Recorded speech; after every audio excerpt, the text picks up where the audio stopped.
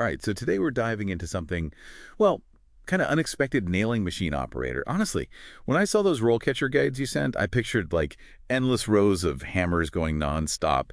But this is way more interesting than I thought. Yeah, it really is. People hear the name and think it's just speed and repetition, but there's a ton of problem solving involved. Problem solving. hmm With a nailing machine. How so? Okay, picture this. You're in the middle of production, right? And suddenly the feeder system jams. Whole lines at a standstill. Yeah. A good operator, they don't just slam the emergency stop. They've got to diagnose the issue on the spot. Oh, I see. Is it misaligned? Sensor malfunction?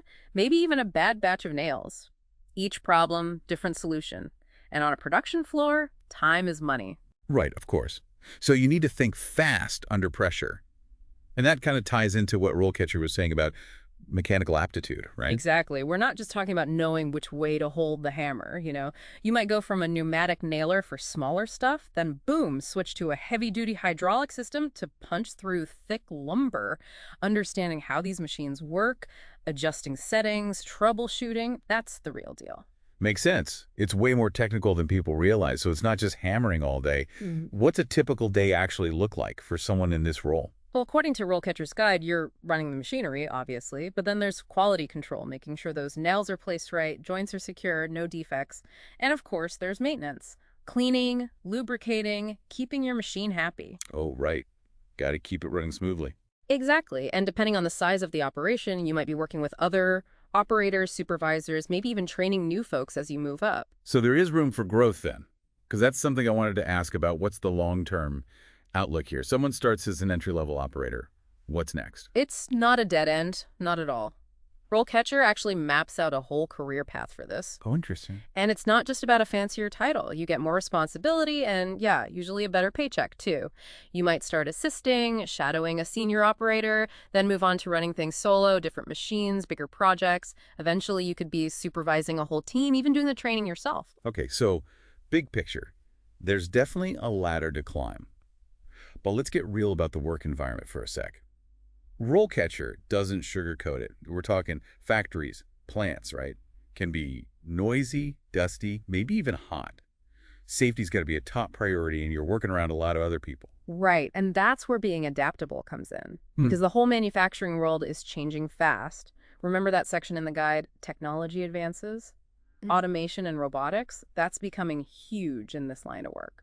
So with all this tech coming in, you really got to find the right opportunities. That's where something like RoleCatcher can be a game changer, right? Well, you mentioned some of their features earlier. Totally. The way they use AI is pretty impressive. It's not just some basic job board. It actually gets what skills you need for this specific kind of work. Okay, so how does that actually work? So say you upload your resume to RoleCatcher. Their AI goes to work, analyzes everything, compares your skills and what you've done to, like, thousands of job descriptions, especially nailing machine operator ones. I see. And it can pinpoint what you're missing. Maybe you haven't used a certain type of nailing system, or there's some software in automated manufacturing that you haven't touched yet. So it's like having your own career coach pointing out areas to improve. Exactly. But then it goes even further. RoleCatcher can suggest courses, certifications, to fill those gaps, gives you an edge. And get this, it'll even tweak your resume for each job you apply to. Highlights the stuff employers care about most. Wow, that's wild. Like a secret weapon for your job search. It really is.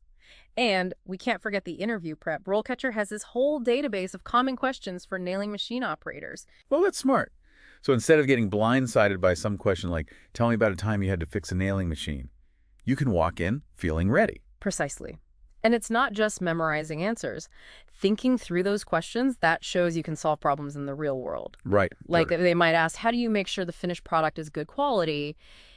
If you've prepped a solid answer, you're showing off your attention to detail, how you understand quality control using measurement tools, all that. So preparation is key, for sure. But let's be real. Interviews are always a little nerve-wracking. Any tips on handling those nerves, making a good impression? Oh, absolutely. One thing is, try to make it a conversation, not an interrogation. Be enthusiastic. Ask them questions about the company, the role itself.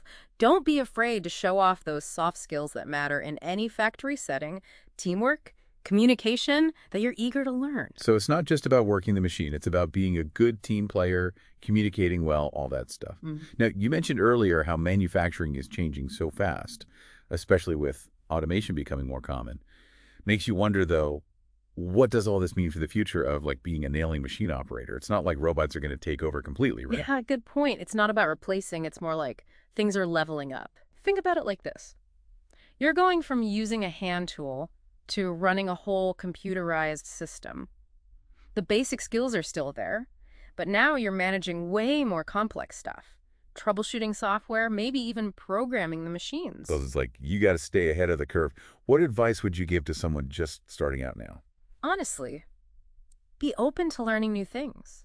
The skills you need today might be totally different 5, 10 years down the line. It might mean taking extra courses, certifications, maybe even going back to school for something like engineering or automation tech. So this could be like a stepping stone to a bunch of different opportunities in manufacturing. Exactly. And that's what makes this whole deep dive so interesting. We're not just talking about any job. We're talking about a career path with room to grow, good stability, even, dare I say, a little excitement. Yeah, totally.